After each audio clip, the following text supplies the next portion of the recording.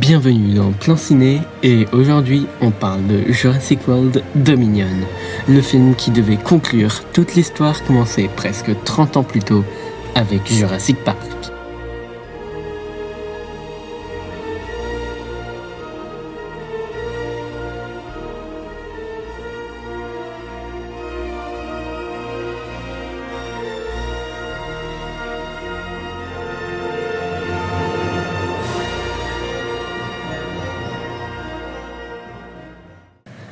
Après la fin de Fallen Kingdom, les dinosaures sont désormais libres partout dans le monde. Et pour la première fois de la saga, humains et dinosaures vivent ensemble sur la planète entière. Le défi de Dominion était énorme, conclure les deux trilogies et réunir les anciens acteurs. Mais également de montrer un monde envahi par les dinosaures et offrir le plus grand film jurassique jamais produit. Le film se déroule 4 ans après la destruction d'Isla Nublar. Les dinosaures vivent maintenant dans les montagnes, les villes, les forêts, les océans et même au milieu des humains. Le monde tente de s'adapter à cette nouvelle réalité, mais le monde a du mal. L'histoire suit deux groupes de personnages principaux, Owen Grady et Claire Dearing, et les héros originaux de Jurassic Park, qui sont joués par Laura Dern, Sam Neill et Jeff Goldblum, alias Ian Malcolm, Alan Grant et Ellie Sattler. Pour la première fois depuis 1993, les trois personnages historiques sont réunis dans un même film. L'intrigue mélange trafic de dinosaures, expériences génétiques, catastrophes écologiques et survie. Le grand antagoniste du film est Biosyn, une entreprise de biotechnologie qui possède une immense réserve naturelle remplie de dinosaures. Mais contrairement aux anciens films, centrés sur un parc, Dominion veut montrer un monde entier bouleversé par le retour de ces créatures préhistoriques. Premièrement, il s'agit du retour de Colin Trevorrow à la réalisation d'un Jurassic World. Après avoir réalisé le premier Jurassic World, il revient donc pour terminer la trilogie. Son idée principale, faire le plus grand film de toute la saga. Le réalisateur veut mélanger aventure, science-fiction, espionnage, action et survival. Le film devient donc beaucoup plus international. L'histoire voyage aux États-Unis, à Malte, dans les Alpes, dans des laboratoires secrets et dans des réserves naturelles géantes. Visuellement, Trevorrow veut donner l'impression que les dinosaures sont devenus des animaux normaux du quotidien. Certaines scènes montrent des marchés noirs de dinosaures, des attaques dans les rues, des créatures traversant des autoroutes ou des dinosaures vivant près des humains. Le tournage fut extrêmement compliqué. Il commença en 2020, mais très vite, la pandémie de Covid-19 frappa le monde entier. Le film devint l'une des premières grosses productions hollywoodiennes à reprendre un tournage pendant la pandémie. Pour continuer le film, Universal Pictures met en place un protocole sanitaire gigantesque. Hôtel entièrement privatisé, tests permanents, équipe isolée, zone de tournage fermée, personnel médical présent sur place. Le budget augmente fortement à cause de ces mesures. Le tournage principal se déroule à Pinewood Studio en Angleterre, à Malte et dans plusieurs décors naturels internationaux. Certaines parties du film sont tournées dans l'immense 007 Stage des studios Pinewood, célèbres pour les films James Bond.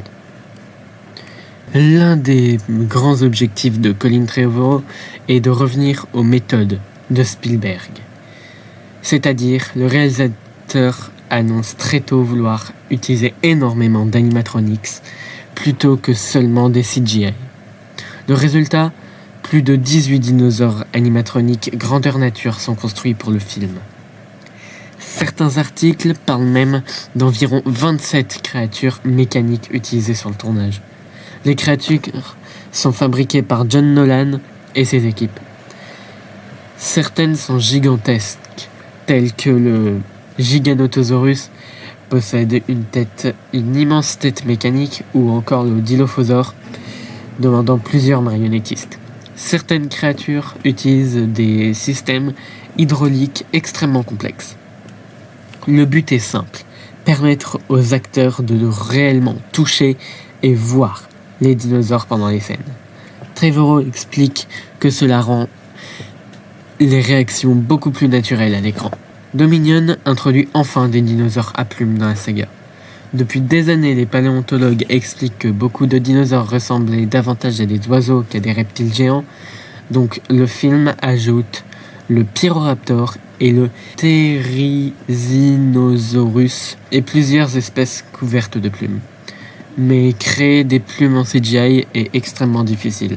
Les équipes d'ILM développent de nouvelles technologies pour gérer les milliers de plumes numériquement, pour les mouvements dans l'eau, le vent, la neige et les interactions avec la lumière. La scène du Pyroraptor qui sort d'un lac gelé devient l'un des effets spéciaux les plus complexes du film. Le Giganotosaure est le nouveau monstre du film.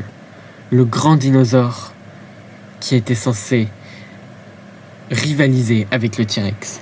Contrairement au T-Rex classique, Trevorrow voulait une créature plus brutale, presque maléfique. Le réalisateur décrit le Giganotosaure comme le Joker des dinosaures. Le monstre devient le principal rival du T-Rex historique. L'équipe construit une énorme version animatronique du dinosaure, considéré comme l'un des plus gros modèles mécaniques de toute la franchise. Le retour des héros historiques est l'un des plus gros événements du film. Et évidemment, ça veut dire le retour du trio. Alan Grant, Ellie Sattler et Ian Malcolm. Leur présence apporte énormément de nostalgie. Plusieurs scènes reprenant les dialogues du premier film, la musique originale de John Williams, certains cadrages de Spielberg, et même des références directes au parc de 93. Pour beaucoup de fans, voir les anciens et les nouveaux héros ensemble représente le vrai événement du film. Pour tous les films Jurassic modernes, ILM travaille sur les effets spéciaux. Le film contient des centaines de plans numériques, des créatures entièrement en CGI, des extensions de décors et des scènes très complexes avec plusieurs dinosaures simultanément. L'objectif visuel est de rendre les dinosaures plus réalistes que jamais. Muscles, peau, salive, respiration, plumes, interaction avec la lumière. Le mélange entre animatronique et CGI devient beaucoup plus fluide que dans les précédents films. Quand Jurassic World Dominion sort en 2022, les réactions sont très partagées. Beaucoup de spectateurs adorent le retour des anciens acteurs, les dinosaures partout dans le monde, les effets spéciaux et l'ampleur gigantesque du film. Mais d'autres critiquent un scénario trop chargé, trop d'intrigues différentes et un manque de suspense par rapport au Spielberg original. Malgré cela, le film est un énorme succès commercial mondial. Et surtout, il marque officiellement la fin de l'ère Jurassic World. En conclusion, Jurassic World Dominion est probablement le film le plus ambitieux de toute la saga. Il tente de conclure 30 ans d'histoire, de réunir plusieurs générations de personnages et de moderniser les dinosaures, ainsi que de montrer enfin un monde où humains et créatures préhistoriques coexistent. Avec ses énormes animatroniques, son tournage compliqué pendant la pandémie et son ambition mondiale, Dominion restera comme l'un des projets les plus gigantesques de toute l'histoire de la franchise. Enfin, jusqu'à 2025 avec Jurassic World Rebirth. À la semaine prochaine pour un nouvel épisode de Plan Ciné sur la tentative de renouveau de la saga Jurassic.